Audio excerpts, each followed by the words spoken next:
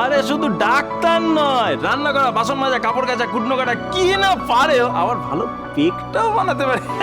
তুই চুপ কর। তোরা তোরা যাস না।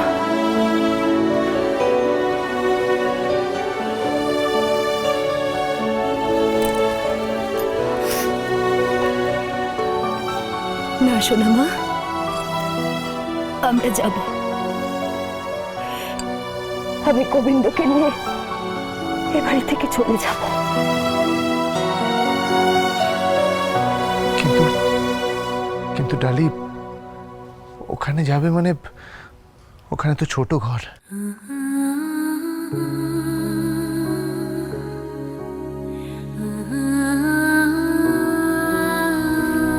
চলবে,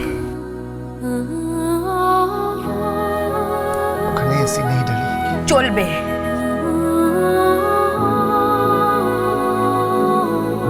কমন বাথরুম, তাও চলবে।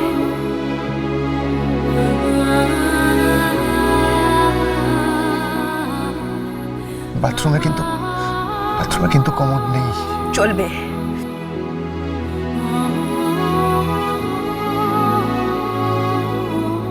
পাম্প শাওয়ার নেই। চলবে। মাথার উপর শাওয়ার নেই।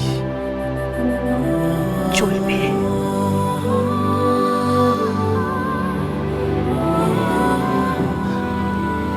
ওখানে কিন্তু গ্যাস নেই, উনুনে রান্না। চলবে।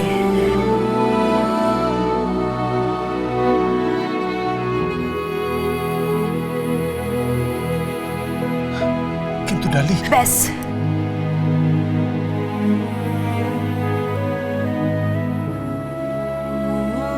আর কিছু বলো না গোবিন্দ, আর কিচ্ছু বলো না। আমি কথা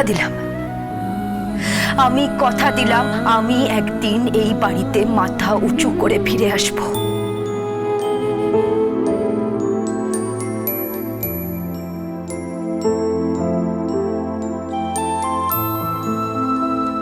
মাথা উঁচু করে। আমার বর আমার দাদুর থেকে অনেক বেশি টাকা উপার্জন করবে।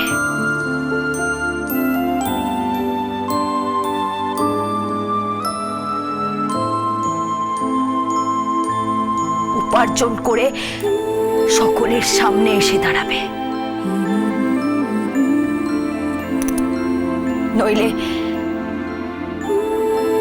নইলে আমার নামও ডালি চৌধুরী নয়।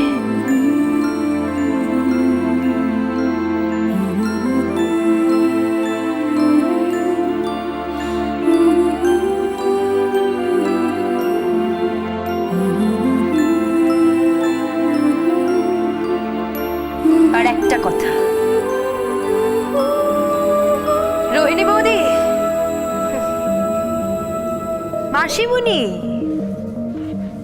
নিপা মাসিমুনি,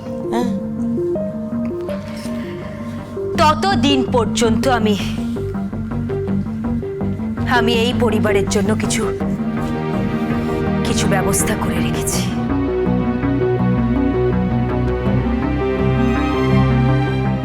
কি পাবে সেটা এই পরিবারের লোকেরা হাড়ে হাড়ে টের পাবে।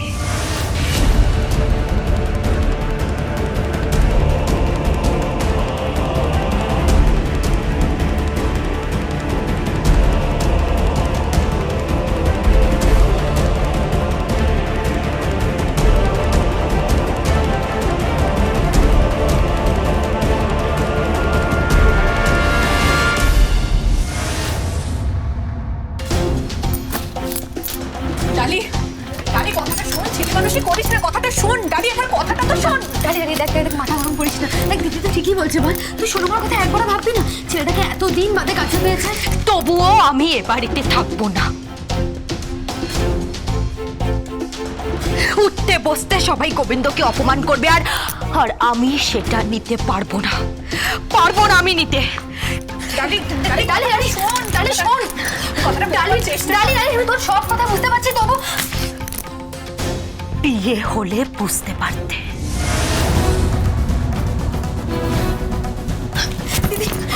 ডালি শান্ত। ডালি কথাটা শোন, আমাদের কথাটা শোন। ডালি শোন, ডালি কথাটা শোন। ডালি শোন কথাটা শোন। ডালি কথাটা শোন। গোবিন্দ, ডালি শোন ডালি। গোবিন্দ, ডালি আবার গোবিন্দ, ডালি আরে কথাটা একবার শোন মাথা। গোবিন্দ, হ্যাঁ ডালি দেবনি বলুন। চলো আমি রেডি। ডালি দেবনি বলছিলাম কি, এই ব্যাপারটা একটু ভেবে দেখলে হয় না? না, ডালি আমার কথা শোন মা, এটা তো নিজের বাড়ি, তুই যাস না মা, লক্ষ্মী শোনো যাস না। আরে কি যে বলো না সন্ধ্যাদি তুমি, আহা কি যে বলো। ডালি হলো গিয়ে তোমার মেয়ের মতন। হ্যাঁ তুমিই তো বলো ডালি নাকি তোমার নিজের মেয়ের থেকেও বড়। হ্যাঁ ঠিকই তো সন্ধ্যা মাসি, তুমি না বুঝলে কেউ অপমানটা বুঝবে বলো তো? আহারে এ গোবিন্দ, এই, শোন না।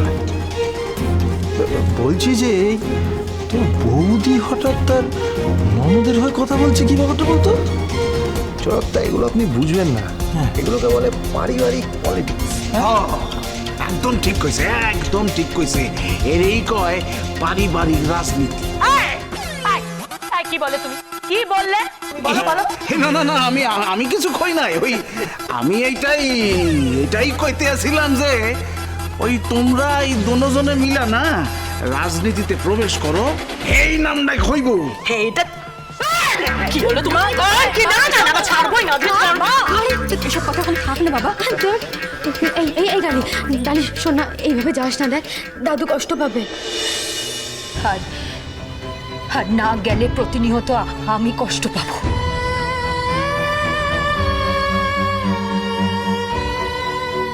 আমি আর এই অপমান সহ্য করতে পারছি না। এইটা একদম ঠিক কথা বলেছিস তুই ডালি, ঠিক কথা। মেয়েদের আসল বাড়ি হচ্ছে তার শ্বশুর বাড়ি। ওরে বড় ভালো কথা বলেছিস, বড় ভালো কথা। গোবিন্দ, গোবিন্দ দেখো দেখো ডালি কি বলছে, দেখো ঠিক বলছে না? বলো বলো। একদম। চলো গোবিন্দ, দেরি হয়ে যাচ্ছে। তাহলে ড্রাইভারকে বলে গাড়িটা বের করতে। না না রোহিণী বৌদিমণি, তার কোনো দরকার নেই, ওই গোবিন্দর রিক্সাই যথেষ্ট, তাই না? এটা কি কইলি তুই? হ্যাঁ কি কইলি? হ্যাঁ হলো গিয়া প্রতাপ নারায়ণ চৌধুরীর নাতনি। হ্যাঁ গরমে যাইবো কি করিয়া? না না না, ওই ঠান্ডা মেশিনওয়ালা গাড়িতেই যাইবো। হ্যাঁ না, আমি গোবিন্দ রিক্সাতেই যাব। সোনামা, আমি আমার বরের রিক্সাতেই যাব। সত্যিই যাবি? হ্যাঁ। আসিমা,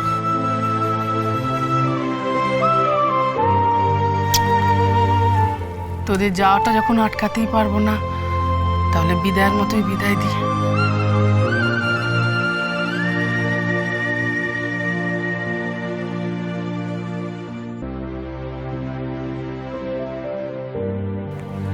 রুমকি, হ্যাঁ সন্ধ্যা মাসি।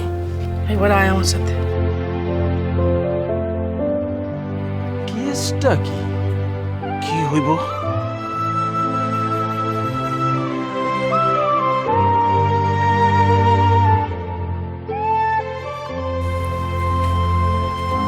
ডালি, গোবিন্দ একবার এদিকে আয়।